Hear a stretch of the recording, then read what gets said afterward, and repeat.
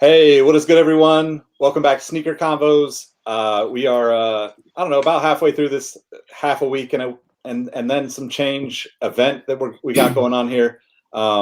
If you didn't catch the last panel, it's a really important one, and I would say make some time to check it out because Megan, aka She Got Game, was able to get a lot of people that are working really hard in the sustainability aspect of sneakers. And there's a lot of great information and knowledge in that conversation.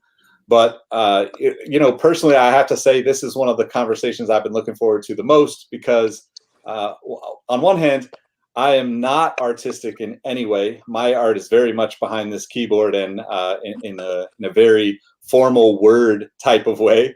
So I admire the group of people that we have here because not only do we have a couple of really creative artists, but we also have a couple of people that I really admire in the way that they support and work with these artists in ways that kind of connect the dots of the two worlds. And so I'll just let everybody do their own introductions here, and we'll go around the room, and then we'll get started in the conversation. All right. Well, I'll start it off. I'll set it off. My name is Kano. I've been living out here in LA for about 10 years now, originally from New York, born and raised. I come from an animation discipline, and then I do where I do character designs in. But outside of that, I kind of run my own brand where I do toy designs, murals, work with clients such as Jordan Brand and toy companies like Medicom. And I'm just, steadily building my name and my brand and just taking it one day at a time. Yep. Awesome. So my name is Miles. I am head of partnerships for Stature. Born and raised in LA. Manage a few different artists, different talent that we have going on. Love what I do. I'm definitely excited to be part of this and feel super honored. So thank you so much. Ro? Oh, okay. I'm originally from Philippines. I moved here. I migrated here, and then I lived in Koreatown for like 5 years, and then moved to Ontario. I'm basically have a degree in psychology, and it has nothing to do with what I'm doing now. But I just started with basically making bento, and then just moved to doing this sushi sneakers. And I'm like Kano, just trying to get my name out there. Cool. I'm Paul Bogloski. I work for Sneaker Lab. Sneaker Lab's an environmentally friendly shoe cleaner. I probably should have been on the panel before as well. It was a great discussion. I've been in the industry for a while. I did some time over at Reebok and a few other stores. I'm not an artist, but a big fan of art, and we've always tried to incorporate that into what we do as a brand in the US as well as over in South Africa. Cool. So one of the reasons why I figured I'd get this group particularly together is, we kind of are on all sides, and Paul and I go way back, years back. We kind of, I think we share a very similar philosophy in like just connecting people that are doing cool shit, right? And for me, that's really what it's all about, and I think, living in LA for the last handful of years and, going to the Sneaker Lab events where you guys have taken something that seems obscure and distant from art and found a way to empower the creators out there, right? And I think that's something that I admire about your journey in this business, Paul, but also in a way that you've be able to foster that little community around you and expand, right? Like I think one of the things that I would find intimidating if I was an artist is finding opportunities like you've kind of been able to create. So from that kind of thought process, how did you get to the point of this, right? Like obviously your passion from it ties into it, but it probably wasn't something you were always able to do. No, it's look, the way I look at it, and my experience in this little industry is, art and shoes have always gone together.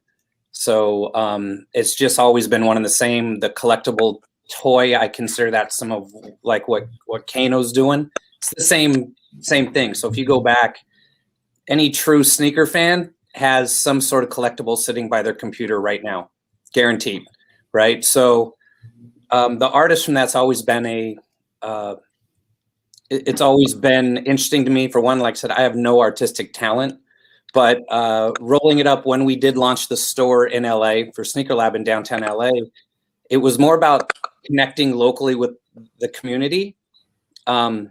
Sneakers and sneaker cleaner and art don't necessarily mix, but the industry mix. Roe and Kano's footwear selection are usually pretty hot at any given time. I won't embarrass them now because they're only waist up right now.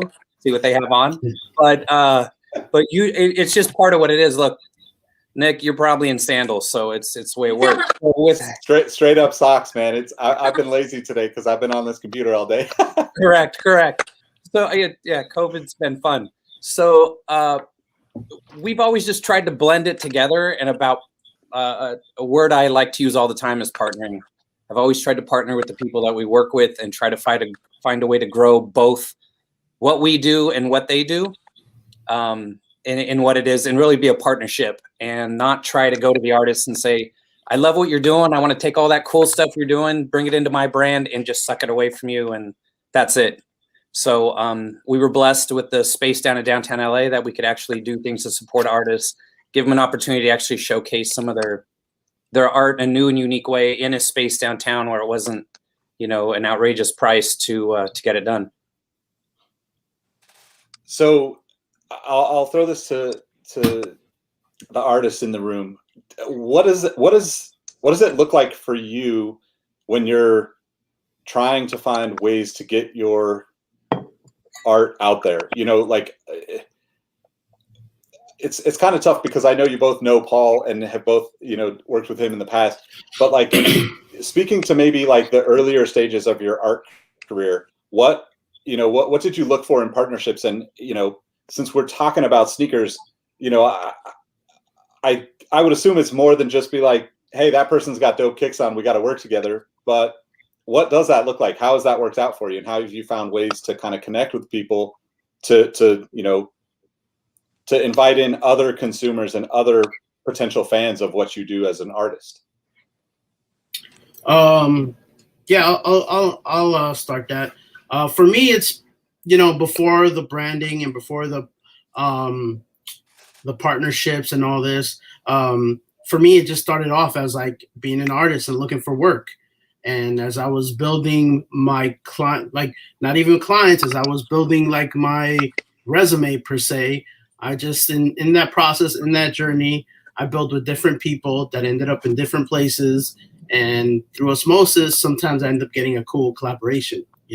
Sometimes it's not the kind of things where like you're sitting back and trying to put together a pitch deck to approach someone specifically. Sometimes it's someone that works there that already knows you and it's like, yo, let's rock with this guy. He's been doing it for a minute. For me, that's kind of how it's worked out for me. I've been in the long game, you know what I mean? So like, that's how I've gotten to work with the brands that I have gotten to work with. And now when I do collaborations, if I approach someone like Paul or anyone and I'm like, hey, I see you guys are doing cool stuff, how can I get involved? At least like if you go to my Instagram and look at my body of work, you can check the pedigree. You know what I mean? You could kind of be like, oh, all right, I see what this guy's been around for a minute. So that's the difference between someone that's just kind of like trying to just always rock collabos. Like, a collaboration and a partnership, both artist and client have to bring something to the table. It's not just, it's an investment on the client side to rock with you, so you have to show them that you're not only are you worth their investment, but you've also invested in yourself. So it's kind of one of those things. Yeah. I'm just gonna go agree with what he said. Kano actually, like, he's been in the business for a while, and I think what he says is true. It has to be like a collaboration that both gotta be like have an agreement on. It has to be on the artist side too. Like you could express yourself as the artist and like the brand that you're like representing. So I mean, when I started, I just basically started just making it, and it just happened that some of my followers are sneakerheads, and they just kind of like got to a point where they just keep on posting my stuff, and like brands started seeing what I'm doing, and they kind of like what I'm doing. And from that start, I just kind of like have them like reach out to me, and I reach out to them. I don't have any like, I'm not shy at like reaching out. I actually DM everybody. I think I even DM like Sneaker Lab before. So I'm basically just like sliding on everybody's DM. So I mean, you have to like not be embarrassed. I mean, you have to like, if you want something, you have to go get it. So I mean, even if like you're shy, I'm fucking like, oh, sorry, I'm Go like, for it. I'm like shy at sometimes, but like if I really want something, I kind of like just get it. Like, okay, you have to like go and just go and slide. I email them. I email like some brands that are not even like in my type of like work, if you think about if it's like a work, but I do like if some things that I really like to like participate in, I actually just try to engage and like reach out to them. So I think with what Ken is doing is really good. With like when you have all the experience already, it actually helps out. So I mean, I'm kind of new into this, but I know that some of my stuff is really like it merged the two things that we like, the community that are like building now on Instagram and on social media. It was not like this before. It's basically like more on like they have their own community, foodies,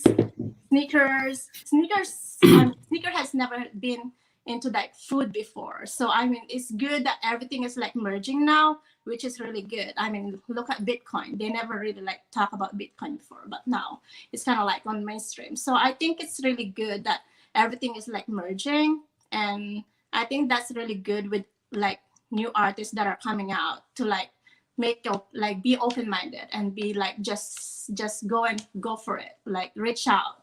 That's the main point. Just reach out, and you're gonna have no's, but I mean, you're gonna have businesses out there. So I think that's how I see how you can go and just create and like be out there. Yeah. So I guess, Miles, I'll ask you this, like when you're reaching out to brands on behalf of people, are you thinking about, you know, kind of to what Ro was saying about, you know, to some extent, it's just like, just keep going until you find the opportunities. But then the other interesting point is like the connection between like sneakers and food for specifically what Ro does. And like, you know, I think, you know, you know, we all kind of, you know, probably met each other in passing or whatnot at DesignerCon and places like that where, you know, massive audiences and massive amounts of other creators. How do you think about reaching out to people in that regard? Do you think about like, hey, you know, there's sneaker art here, but like, you know, like I have the messengers, you know, up on the shelf behind me. That has nothing to do with sneakers, but I feel 100% connected to that because one, I'm a 49er fan, and also the message itself is important. So how do you think about that? And like, I guess navigate like where you approach brands and what's important about those connections? How do you define that, I guess, as you go? So before I started actually managing like talent and all that, I actually started blogging like years and years ago. I started like back in the forums, just talking about sneakers, just being great in that community, making those great connections. As time progressed, you know, I just kind of just stepped away a little bit light and just kind of admired all the artists and all the talents kind of going out there. So when I reach out to brands on behalf of clients, like the first thing I look for is just to see how passionate my client is, and just to find out, make sure that like I'm like that voice for them that could, you know, really trust on to like, you know, make sure they say the right things, you know, like just cover all their bases, you know. It also helps that like, because doing this for such a long time, like I built that good rapport with them that, you know, like my name is kind of like just justified and like respected, you know, that, you know, I've done some good stuff. So it helps out. So if I'm reaching out to potential clients, like they know that the person I'm representing at that moment is actually great value to them. You know, they're passionate, they're excited. It's just not for a check. Like, and the same thing it goes with my art, like the people I have representing as well too. It's want to make sure that like it's a good fit and also help them evolve as artists to find out like if they're want to go into a different field to have their same type of sneaker or a different thing, just kind of just motivate them, push them, and be that person that makes those connections, those calls for them, and that way they don't feel so awkward and, you know, just feel like that's all they have to do. So I'm gonna ask you this, Paul, but kind of to everyone also. Like, one of the things that I think that is like the toughest at some times, but also the most beneficial at times, is when you know, you've all mentioned it in a way, like the mutual benefits of the partnership, right? So how do you, you know, other than like, you know, having like the time to build relationships and get to know people, and, you know, the years of experience that comes with doing this all, how do you approach, you know, the fair exchange kind of mentality that kind of happens naturally in some instances, right? Where a lot of artists, you know, can, for what you do at Sneaker Lab, right? A lot of artists can totally benefit from having a place on the wall that somebody can come buy their product in a physical store that they can't do that otherwise. But also, we're kind of in a weird, you know, world where we also can't go into the stores, so we're doing it online, and that creates its own problems, right? Because, you know, whether you're creating content like I do or art, you know, you've got to expand beyond like the people that are already there in order to continue to grow. So how do you approach those partnerships, and you know, what would be kind of your suggestion to, you know, let's say 18-year-old self that's, you know, super excited about graffiti, but doesn't have the business expertise that you have now with your experience? 18-year-old self would invest in Apple. So, all right.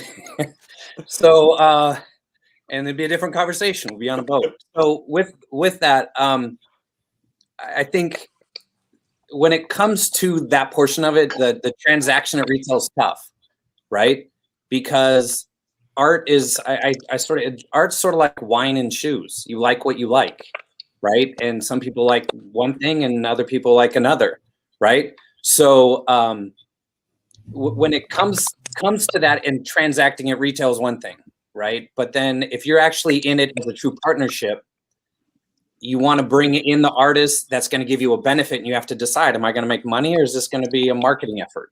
Is this going to be something that's going to benefit both of us in the future? And you have to look long-term on it, and what that might be, and where those artists might go and might do, and what does it look like now, and what does it look like a year from now, 5 years from now? And they'll remember, yo, when I was just trying to figure out what was going on and I didn't really have everything lined up, someone gave me a chance, here it is. And I still have a partner, you know, with like someone like us with Sneaker Lab, where we're really trying to get in at the ground floor.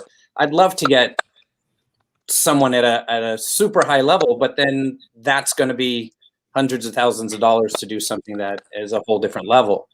And I don't think that's necessarily going to connect with the local community as well. I think at that level, then it becomes, hey, I licensed an artist, rather than actually being a true partnership with an artist, where we actually work together, what it looks like, how it looks like, what the execution is going to look like. Money always changes hands in some form or another, because that's the world we live in, right? The artist wants to get paid for their art, and as well they should. And as a retailer or a brand, you want to transact in some form or another. It's a matter of what you guys, making sure that those expectations are set in the beginning, that, hey, this is what it looks like. Here's the potential, what it looks like, and we can kind of go from there. But it's, when you look at the artist, I honestly look, you know, one, what inspires me, right? I have to kind of like it, and it makes it easier for me to get behind creating that excitement for a brand, for Sneaker Lab, if I enjoy what the artist does and I'm a fan of what they do, right? So as you look into that, and then what is it that they can do? And then, like I said, you have to look at it long-term. You can't look at it just right now. I mean, look how many first drops of how many shoes did nothing. Then all of a sudden they just launched, right?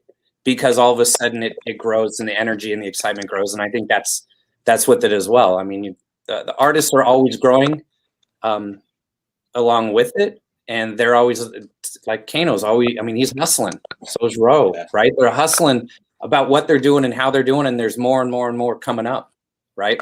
So hope that answered it. Yeah, no, it's great. And so kind of to I guess like one of the fascinating places that I think you're almost kind of leading into is like the conversation of like, when do you, as creators, as artists, when do you start to look at like handing off some of that work, whether that's, you know, the reaching out or, you know, whatever it is, right? Because I assume the more focused you can be on your art, you know, the better you're going to feel about it. The less distractions, the more it's like you're in, right? I guess, is that the case? And then, and how do you think of that in terms of like either like partnering with people that you already know, you know, having someone like Miles that does some of the reaching out for you. Any, I guess even like a step further is like, you know, what beyond that is important to you? Because Paul mentioned, you know, like Sneaker Lab is obviously like a global company, but you're very focused on like, you know, pre-pandemic, the downtown LA community. So does that play into, you know, your guys' thoughts as an artist as well? That question is for artists. We can answer that. Yep. All right. Shoot, I kind of zoned out halfway through the question, but all good.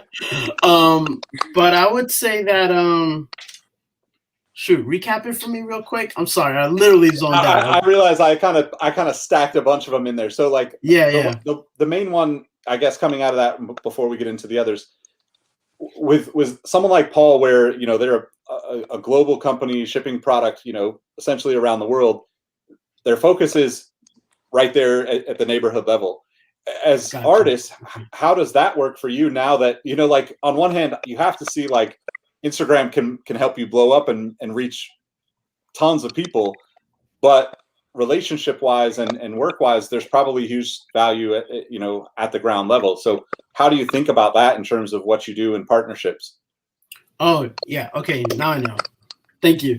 So yeah, for me, you know, looking for people like Paul and Miles and our friend Janelle, those things for me, partnerships are fairly new.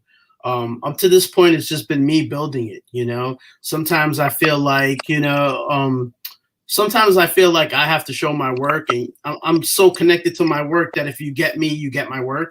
You know what I mean? It's one of those things. So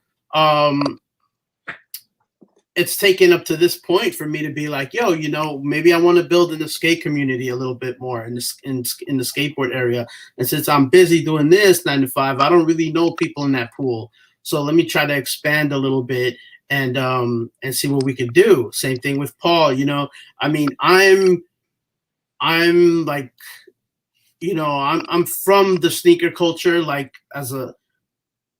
you know, I'm 43, so kind of like I grew up on all of that, right? And like it's part of my makeup. So like when I see stuff happening in sneaker culture, I'm like, how am I not like I've been doing that? Like I should be on that radar, you know what I mean? But like I don't connect. Like I don't necessarily know the people who make things happen in those industries. And, you know, and that's a whole thing onto itself, you know. So to have, that's the value of someone like Paul or Miles or Janelle. It's just kind of like they become like, and once they know you better, like Paul knows me and Janelle knows me very well. So it's like, once they know you better, then me as an artist, I feel comfortable being in my studio creating, because I know that someone gets me and they're repping. I have confidence in them repping my stuff. Because they get it, you know. If it was somebody that I just met and it gets outsourced to somebody else whose job is to get this guy some stuff, I'm like, they don't really know me, you know what I mean? Like it's so I feel like it definitely has its role, but I'm new to that, like partnerships and having people help you out and building and, you know, brick by brick and all that. That's new to me. Yeah, well, so I'm going to hop in. I should have hit up Janelle to be a part of this conversation first and foremost, but also I could probably speak for Paul, and like we've collectively been in this sneaker thing for decades, and also feel completely disconnected from it sometimes. So what's going on? So Yeah. So I guess, Ro, like how do you look at that? Do you, is it important to you to work, with people in LA locally, or is it better for you to focus on, the Instagram and the internet world just because it's a bigger audience? Well, I mean, I've done local, and like most of my clients have been like, some of them are international too. But I mean, it's because of how the social media is more like, when the pandemic started, it's kind of like it's more on social media. So I mean, as an artist, you have to be like more open to like just doing something interactive, not basically having like a person-to-person interaction. But when it comes to personal, like having a personal relationship with people, it's better to see them like in person to person, so you could feel they're genuine. Like, because as artists, I think it's kind of like we're more on, I want some for my, I'm talking about myself. I want someone that is like know how I am. Like, if I'm gonna go work with you, I need to know that at least you like my stuff. Like, you have to at least like my stuff, and like we can work together, so you don't, it's not kind of like more business wise. It has like a personal touch to it. So like, even if it's online, I need to make sure that we have like an agreement on what we like, so they can't like just tell you, okay, this is how I want you to do it.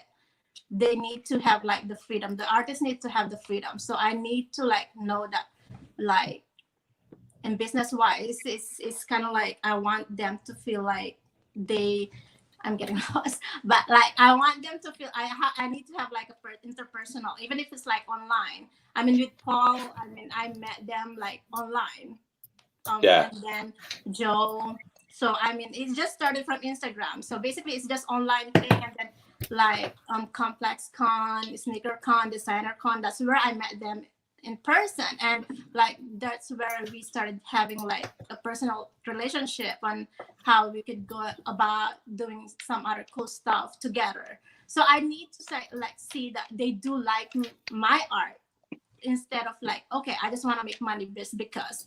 But I need to at least know that when you're doing something, you have to have like an interpersonal relationship. So even if it's like online, or like if you want to source it out, you have to make sure that at least you know who you're dealing with.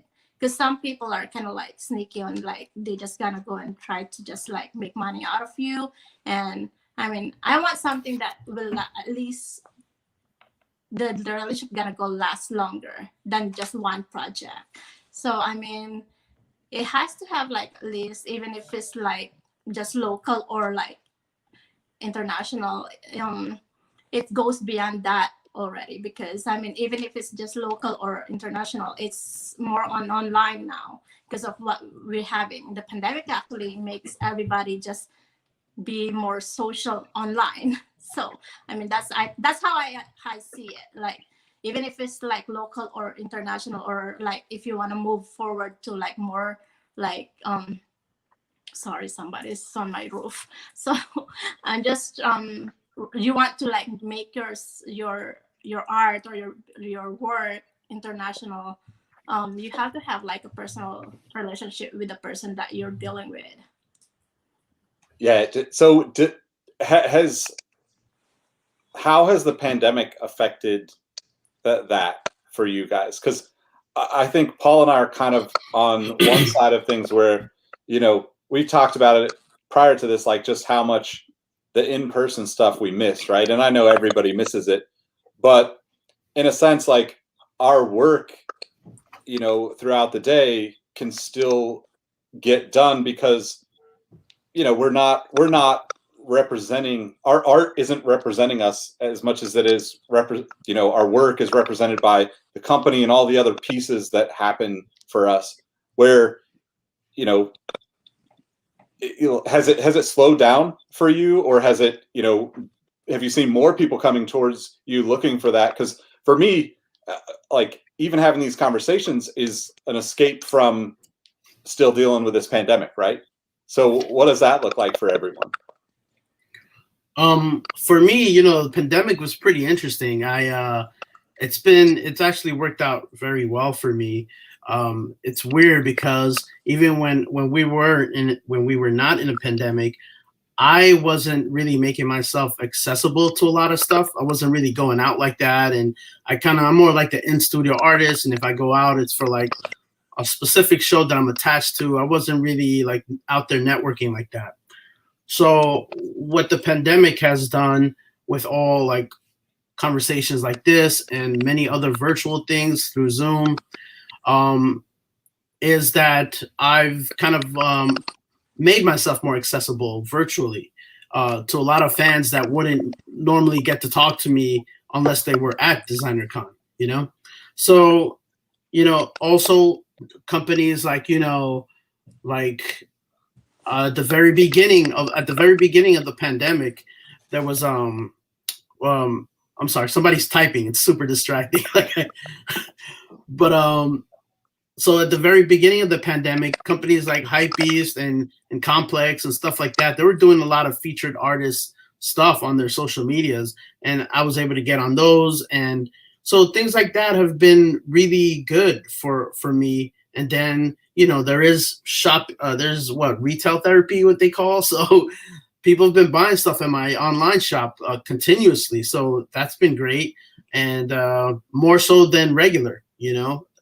Which is, and also for me, coincidentally, I had stuff that I designed like a year and a half ago that started finally releasing once the borders opened up a bit more and stuff started coming in. So, you know, I had a good end of the year for me, you know. So timing wise, it worked out, and you know, I have a family, so quality time was great, and I have my own studio here that I work out of, so no complaints on my side. I was very thankful for my situation. Yeah. Nick. Sorry. Did you?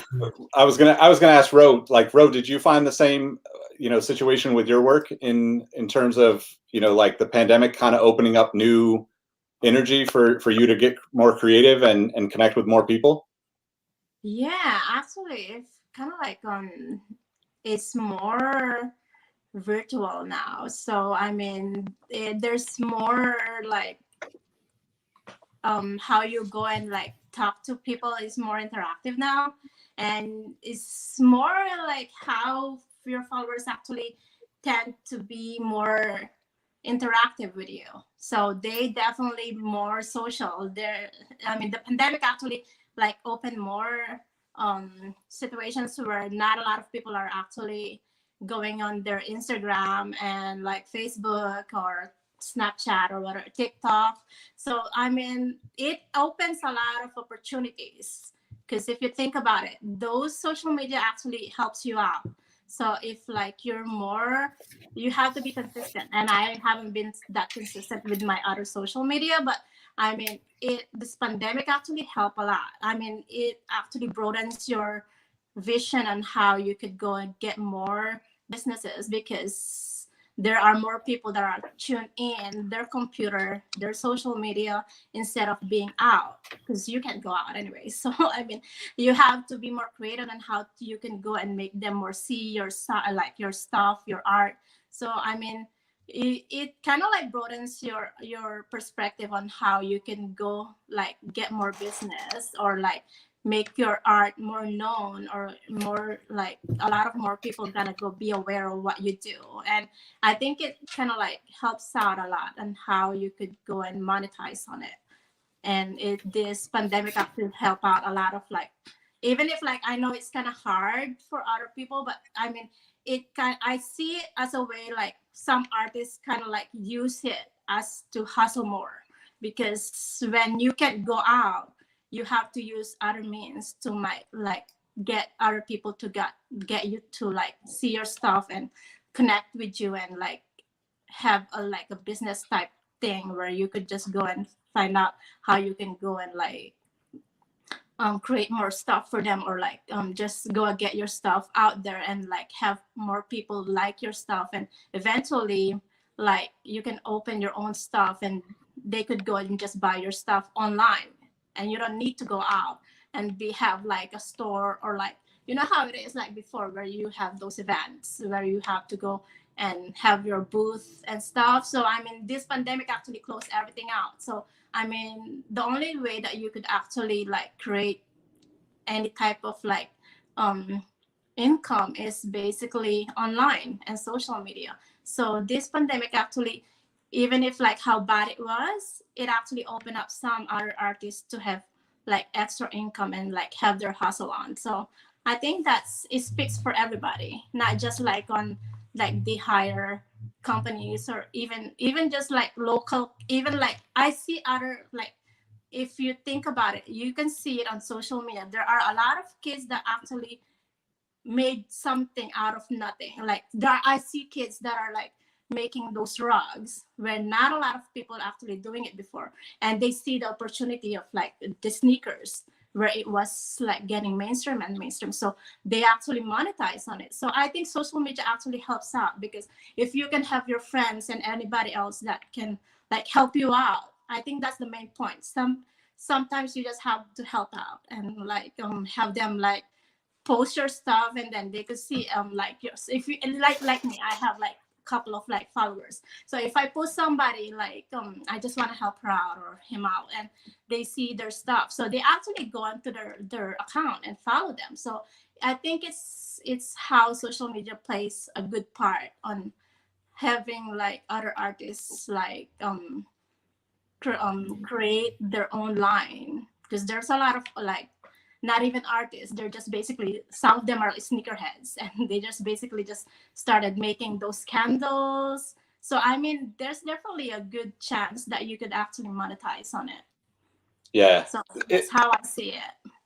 It's interesting too, because there has been, I think I've seen a lot of that like increased creativity, but also like, you know, I want to ask you too, Paul, like what's it been like for you guys, where like you kind of created this, this space, with the intention of connecting with people in person, and now having to kind of revamp and figure out what's next.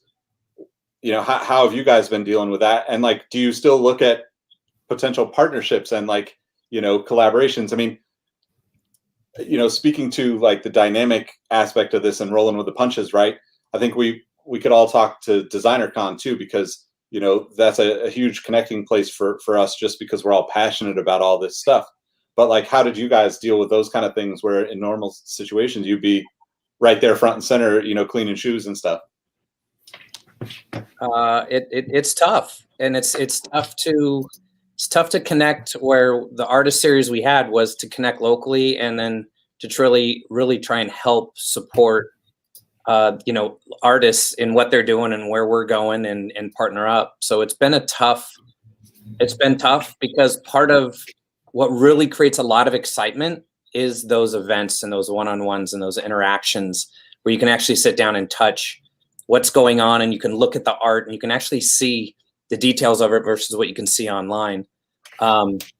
It's been tough. We put a big halt on our artist series. It's actually something we just started talking about again internally, and looking about what that looks like and how it looks in the new world per se, right? Because look, we all want to go back to events like we were talking about, Nick. Like, we miss that opportunity to go and hang out and say what's up, and high five each other and where you been, what's up, and you just can't do it outside of calling now.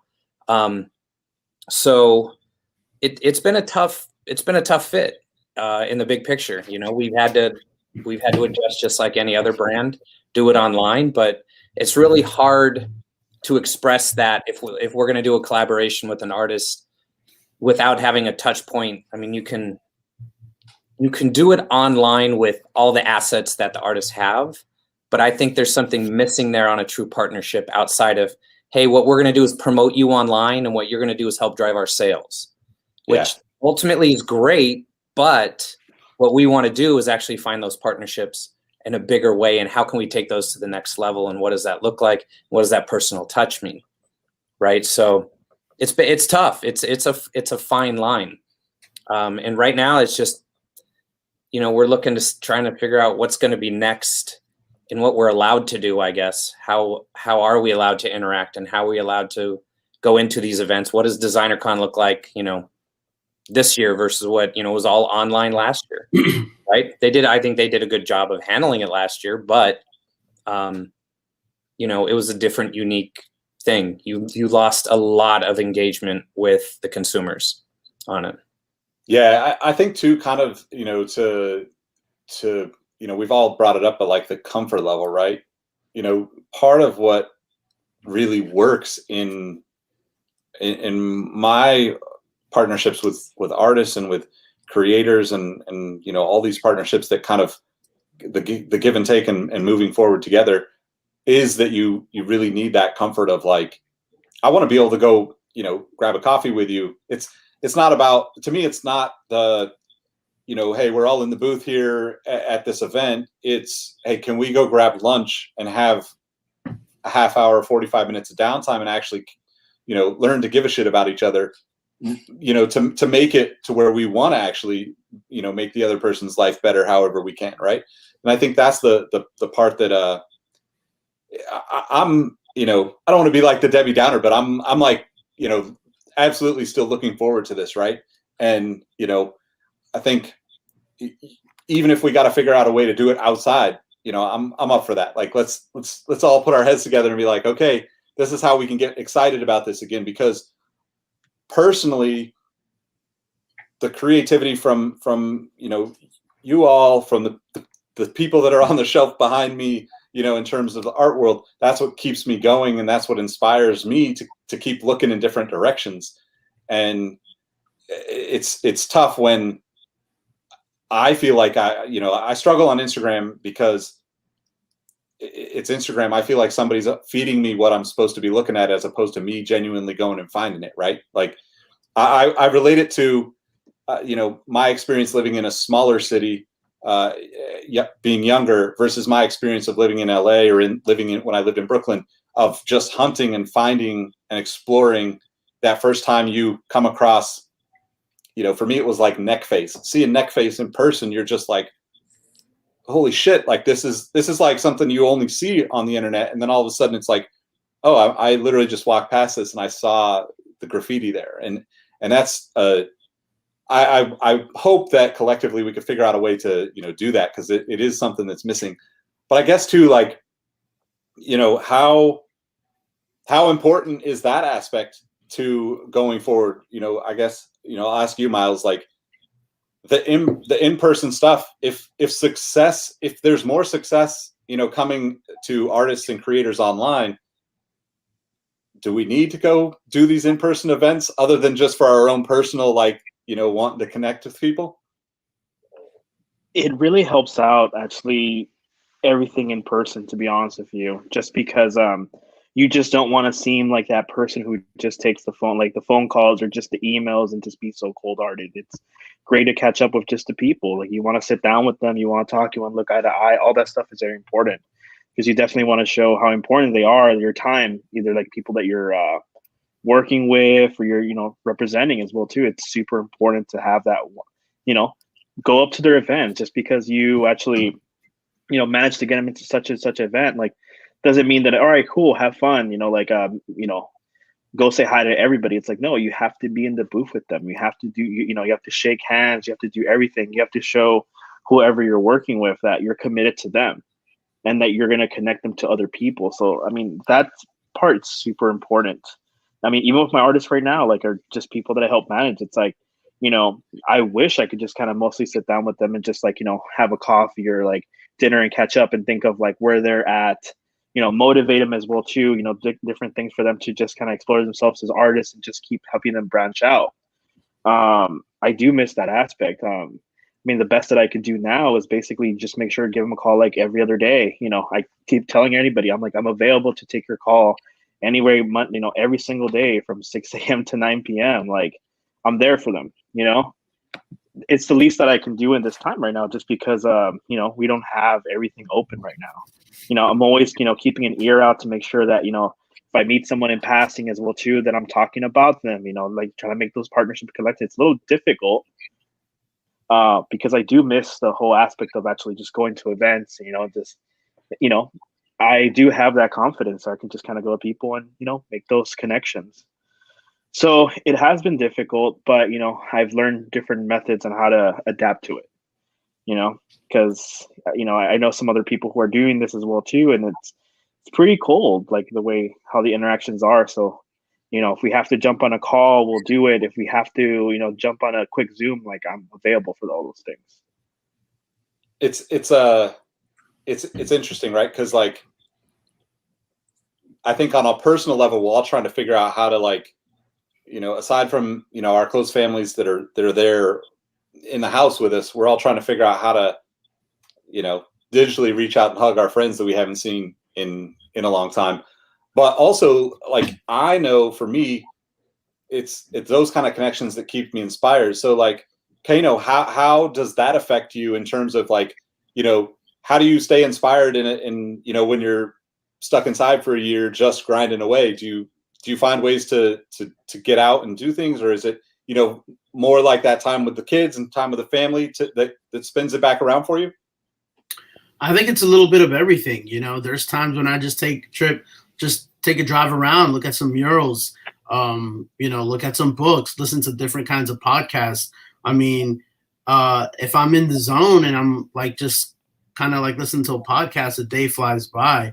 But it's also kind of like just having, like, I have a circle of friends that are always prolific and always like creative, you know, friends like Sked and Tristan Eaton. These guys are like monsters. So I'm always kind of like looking at them, kind of like, man, like, you know, like, I just want to be as productive. It's inspiring, you know what I mean? So just looking at dudes like Cause, and it's just like, none of them are stopping, so why should I? You know what I mean? It's like, so those things keep me inspired. And also just seeing, like, you know, as kind of like to touch on before what we were talking about, like the pandemic has sort of flattened things out a little bit, where, like, if you want to work with a company, right, clients and companies are just as busy trying to find content and something creative for their channels. And if you're a creative and you already think outside the box, you know, there's more of a platform for you to be, or at least you're not coming in from such a submissive position. You could be like, yo, this is what I have to offer. You know, whether you're a YouTuber or if you're like an artist who has a very popular TikTok account, you know what I mean? Someone is going to want to, you know, this pandemic thing is due to everybody. So everyone is scrapping for content. And if you're already if you make stuff already, then you have like an advantage there. Now you're not all of a sudden, now it's not like, oh, they won't rock with me because I don't have a high name. If you're creative, then you could probably finesse something, you know? So I think the possibilities of having so many opportunities is very inspiring to me, you know? And it's also kind of like, I mean, people are making all kinds of things right now, right? I mean, right before the NFT thing, there's like a whole, like, aside from that, which is the hot topic, there's so many other things that everyone's doing, right? So it's like, boom, we got hit with a pandemic. Let's make some masks. Let's make some puzzles. Let's make some coloring pages. It's like, you know, like, it's kind of, you could just keep hustling all day, you know, if you really built like that, you know? There's opportunities everywhere. Like, everyone's stuck home and they need stuff to do, and we make things. So, like, why not keep making them, you know? Different price points. So that stuff is inspiring to me. It keeps me going. It's no longer like, oh, where do I land my next big mural, or I gotta line up this gallery show. It's like, now it's more kind of like filling in those pockets of like, and all those things kind of build your brand. And now you have, you know, little kids that were coloring your coloring pages. Now a year later, maybe they're wanting to buy your toy with their allowance. You know what I mean? It's those kind of things. But at the same time, you're kind of like putting something out there that's positive during a negative time, right? So I think there's all kinds of inspiration going on, you know, for me. Yeah, you make an interesting point at the beginning of that. You made a really interesting point that I didn't really think about it's funny because, I feel like I've been sitting here trying to figure out how to do new things. I mean, this whole event thing is obviously something new for me. I've never done anything like this, but I was just like, a friend suggested to try it because I spoke on a panel, and it was like, okay, fuck it. Let's just see how many people I can reach out to and get on to talk about the shit we've been dealing with over the last year and how we're moving forward. But I never thought about, I guess, the idea. It's almost like you kind of said it, like the pandemic in one sense almost just put everybody on the same damn playing field, right? Like no matter what kind of money you had, no matter who you knew, everybody is on the same playing field because we're all just on our phones. We're all just on the internet. There is no like normal at that point, right? And I never really thought about that because it absolutely did kind of, not only did it put everybody in the same kind of like, hey, you got to all figure it out right now, but it also, like you said about like the creative aspects of it, right? Like people start looking at different ways. And I think my hope, I'm always an internal optimist to a fault, as Paul probably knows, but like, I think that my hope from all of this and these conversations is that people realize, hey, like we've all been moving behind the scenes. We've all been continuing to progress and continuing to push ourselves. And the cool part about that is when we do get to go out and do whatever normal is after all this is said and done, I think we're all going to be better people for it, right? Because we've had to deal with a bunch of crazy stuff that we just didn't expect. So I guess like my last question, and I'll let you guys decide who jumps in first, but what's the first thing you're going to do once there is some form of normal? Go to Disneyland. No, just kidding. That's a great answer, though, to be honest. Somebody in the chat said, COVID made me realize 99% of my links were around food, which was spot on for me. So that's what I would say. Yeah, that definitely is. I know you guys want to go eat out. I think for me, I've been wanting to